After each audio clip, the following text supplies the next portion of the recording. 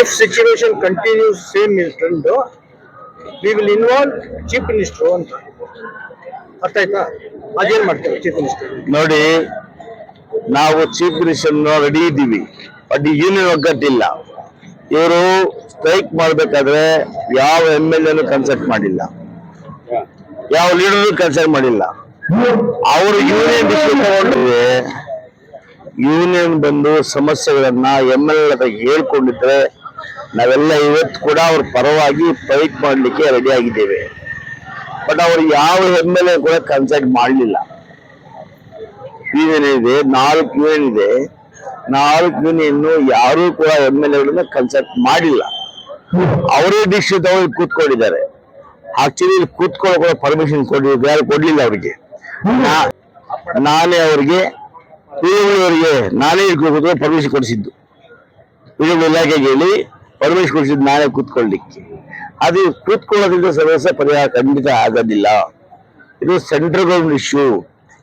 MP ಕಣ್ಮುಚ್ಕೊಂಡಿದ್ದಾರೆ. Central minister Modi government ಯಾವುದೇ ಕಾರ್ಯಕ್ರಮ ತಗೊಳ್ತಾ ಇಲ್ಲ. ಇವತ್ತು ಮೋದಿಗಳು ಎಲ್ಲ ಇಂಡಸ್ಟ್ರಿ ಮುಚ್ತಾ ಇದ್ದಾರೆ.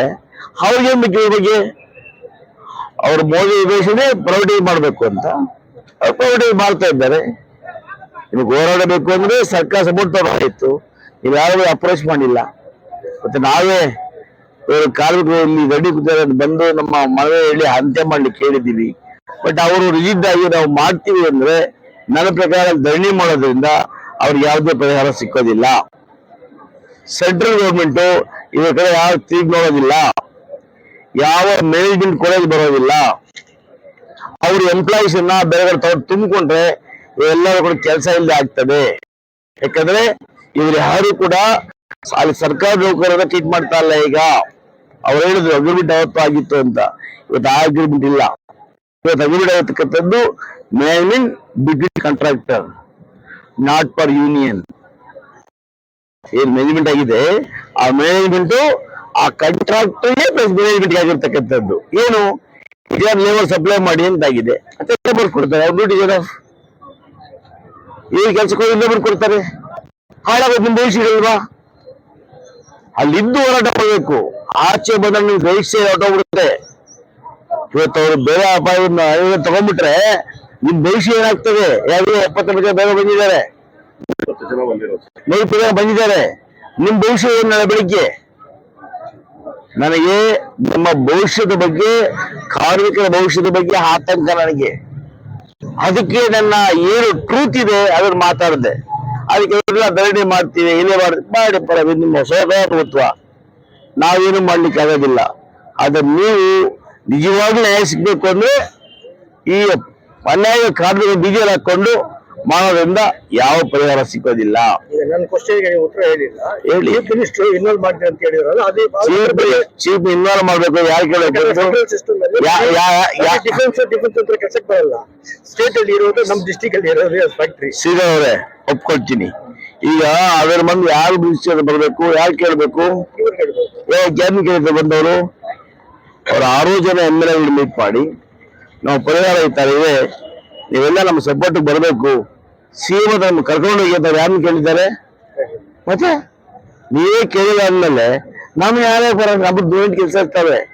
ಹಸಿರ ನಿಮ್ಗೆ ಕೇಳಬೇಕು, ಸರ್ ಹಸಿರಾಗಿದೆ, ಕಾಫಿ ಕೊಡಿ, ಟೀ ಕೊಡಿ, ಅಟ್ಲೀಸ್ಟ್ ಊಟ ಕೊಡಿ, ನೀವು ಕೇಳಿದ್ರೆ ನಾವೆಲ್ಲ ಬರ್ತೀವಿ. ಇಷ್ಟೊಂದು ಕಾಲೇಜ್ ಇದೆಯಲ್ಲ, ನೀವು ಲೀಡ್ ಮಾಡ್ತೀರಾ ಸರ್? ಯಾವ್ದನ್ನ ನೆಕ್ಸ್ಟ್ ಡೆಫಿನೆಟ್ ಆಗಿ ಅವ್ರ ಕೇಳ್ರಿ, ಅವ್ರ ದೈಡಿ ಮುಗಿಸ್ಕೊಳ್ಳಿ. CM ನಾನು ಕರ್ಕೊಂಡು ಹೋಗ್ತೀನಿ. Is my world. SN ಅವತ್ತು ಬ್ಯಾಕ್ ಕೊಡೋದಿಲ್ಲ. ಅರ್ಥ ಆಯ್ತಾ? ಅದು ಅವ್ರ ತೀರ್ಮಾನ ತಗೊಳ್ಳಿ, ಪೇಮೆಂಟ್ ಆಗ್ತದೆ. ಏನ್ ಪ್ರಯೋಜನ? ಏನ್ ವಾಟ್ ಇಸ್ ಯೂಸ್? ನಿಮ್ಮ ದೈನಿಕ ಏನು ಯೂಸ್? ಉಪಯೋಗ ಏನು? ಅವತ್ತು ನೀವ್ ಹೇಳಿದ್ರಿ, ನಾನು ಅವತ್ತು ನೋಡಿ ಹೇಳಿದ್ರಿ ಬಗರ್ಪಟ್ಟೆ ಕೈಗೆ ಬಂದ್ ಮಾಡ್ತೀನಿ ಅಂತ ಹೇಳಿದ್ರಿ. ನಮ್ಗೆ ಏನಾದ್ರು ಅನ್ಯಾಯ ಆದ್ರೆ ಅದನ್ನ ಇವತ್ತು ಮಾಡ್ಬೋದಲ್ಲ? ಯಾಕೆ ಮಾಡ್ಬೋದು? ಯಾವತ್ತು ಕೇಳಿದ್ರೆ ನನ್ನ ಅವತ್ ನಾನು ಬಂದು ಹೇಳ್ತಾ ಇದ್ದೆ, ನನ್ನ ಮಾತು ಗೌರವ ಕೊಡದೆ MP ಬಂದ ತಕ್ಷಣ ಎಲ್ಲ ಹೋಗೋದು ಹಿಂದ್ಗಡೆ. ನಾನು ಬ್ರೆಡ್, ಬಿಸ್ಕೆಟ್, ವಾಟರ್ ತರಿಸ್ಬಿಟ್ಟು ರಿಕ್ವೆಸ್ಟ್ ತಗೊಳ್ರಿ ಅಂತ ತಗೊಳಕ್ ಬರ್ತಾರೆ. ಅನ್ನಗಲ್ಲ MP ಬಂದ ತಕ್ಷಣ ನನ್ಬಿಟ್ಟು ಅಲ್ಲಿ ಓಡೋದ್ರಿ. ನಾನ್ಯಾಕೆ ಮಾಡ್ಬೇಕು? ಸ್ಟ್ರೈಕ್ ಮಾಡಕ್ ಬಂದಾಗ ಹೇಳಿದ್ರೆ ಬಂದ್ ನೀವು ಸರಿ ಹೇಳ್ರಿ, ಇನ್ನಂಗೆ ಹೇಳ್ರಿ. ನಿಮ್ಗೆ ಕೇಳಿಲ್ಲ ಅಂದ್ರೆ ನಾನು ಬಂದಿಲ್ಲ, ನೀವು ಯಾರು ಕೇಳ್ತೀರಿ? ಇಲ್ಲಿ ನಾನು ಬಂದಿದ್ದೀನಿ, ಕ್ವಶನ್ ಮಾಡ್ತೀರಿ, ಬಂದಿಲ್ಲ ಅಂದ್ರೆ ಯಾರು ಗೆಲ್ತೀರಿ? ಶುಡ್ ಕಮ್ ಯೂನಿಯನ್ ಬಂದು ಇಲ್ಲಿ MLA ಇದ್ದಾರೆ, ನಾನು MLA ಇದ್ದೀನಿ, ಮಾವೀರ್ MLA ಇದ್ದಾರೆ.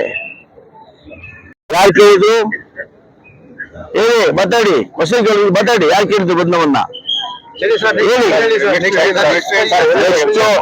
ನೆಕ್ಸ್ಟ್ ಮೂಸ್ಟ್ ಧರಣಿ ಒಂದ್ ಮಾಡಿ ಯೂನಿಯನ್ ಬರ್ಲಿ, ಯಾರು ಬರ್ತಾರೋ ಬರಲ್ವೋ ನಾನು ಇವ್ರನ್ನ CM ಕರ್ಕೊಂಡು ಹೋಗ್ತೀನಿ. ಸರ್, ಕರ್ನಾಟಕದಿಂದ ಯಾವ್ದು ಎಂಪ್ಲಾಯ್ಮೆಂಟ್ ತಗೊಳ್ತಲ್ಲ. ಇವಾಗ 120 ಜನ ಬರೀ ನಾರ್ತ್ ಇಂಡಿಯನ್ಸ್ ಎಂಪ್ಲಾಯ್ ಮಾಡಿದ್ದಾರೆ. ಅವ್ರು ಸೆಂಟ್ರಲ್ ಗೌರ್ಮೆಂಟ್ ನಮ್ದು ನಾವಲ್ಲ. ನಿಮ್ ಸರ್ಕಾರದಿಂದ ಇದೆ ನಮ್ಮ ಸರ್ಕಾರಕ್ಕೂ ಬೆಂಬಲಿಗೂ ಸಂಬಂಧ ಇಲ್ಲ. Is purely belongs to central government. No way concern Karnataka government for humanity sake. ಮನುಷ್ಯತ್ವದ ಮಾನವೀಯ ದೃಷ್ಟಿಯಿಂದ ನಾನು ಹೇಳ್ತಾ ಇದ್ದೀನಿ ಅಷ್ಟೇ. ಆದ್ರೆ factory management central government control, not state government control. ITBT rule ಇದೆ ಅಲ್ವಾ ಸರ್? ITBT ಬೇರೆ, ಈ ಬೆಂಬಲ ಬೇರೆ. BEML purely BEML and BGM belongs to central government. Okay sir. ಸರಿ, ಲಾಸ್ಟ್ ಕ್ವಶನ್. ಸ್ವಲ್ಪ ಸಿದ್ದರಾಮಯ್ಯ ಒಂದ್ ಮಾತು ಹೇಳಿದ್ದಾರೆ, ಬಿಜೆಪಿ ಅವರು 50 crores ಆಫರ್ ಮಾಡಿದ್ದಾರೆ 50 MLAs ಗೆ, ಕಾಂಗ್ರೆಸ್ MLA ಗೆ. ಈಗ ಸಿದ್ದರಾಮಯ್ಯ ಹೇಳಿದ್ದಾರೆ ಇಲ್ಲ, ಸಿದ್ದರಾಮಯ್ಯ ಹೇಳಿದ್ದಾರೆ ಅಂದ್ರೆ ಒಬ್ಬ ಚೀಫ್ ಮಿನಿಸ್ಟರ್ ಸುಳ್ಳು ಹೇಳೋದಿಲ್ಲ, ಸತ್ಯ ಇರ್ತದೆ. ನಿಜ. ಇವ್ರು ಏನ್ ಹೇಳ್ತಾರೆ, ಧರಣಿ ಇಲ್ಲಿ ನಾವು ಸ್ಟಾಪ್ ಮಾಡೋದಿಲ್ಲ, ಧರಣಿ ಪೀರಿಯಡ್ ಅಲ್ಲಿ ನಮ್ಮನ್ನ ಕರೀರಿ, ಅವಾಗ CM ಹತ್ರ ನಾವು ಬರ್ತೀವಿ. ಹೌದ್ರಿ, ಆ ಮಾತು ಸಂದರ್ಭದಲ್ಲಿ ನಮ್ಮನ್ನ ಕರೀರಿ. ಹೌದಪ್ಪ, ನಾನು ಯಾರನ್ನ ಕರಿಬೇಕಪ್ಪ? ಯಾರು ಬರ್ಬೇಕು? ಈಗ ನಿಮ್ಮ ನಾನ್ ಬರ್ಬೇಕು, ನಿಮ್ಮ ಬರ್ಬೇಕು ಹೇಳಪ್ಪ. ನಿಮ್ ಹುಡ್ಕೊಂಡು ಅವ್ರು ಬರ್ಬೇಕು. ಬಂದ್ರಪ್ಪ ನೀವು ಕರ್ಕೊಂಡು ಹೋಗ್ತೀರಾ ಸರ್? ಸರ್, ಹೇಳ್ತಾಳ್ವೇನ್ರಿ? ಸರ್, ಇವಾಗ ಈ ಧರಣಿ ಇಲ್ಲಿ ನಡೆಸ್ತಾ ಇದಾರೆ. ಇವಾಗ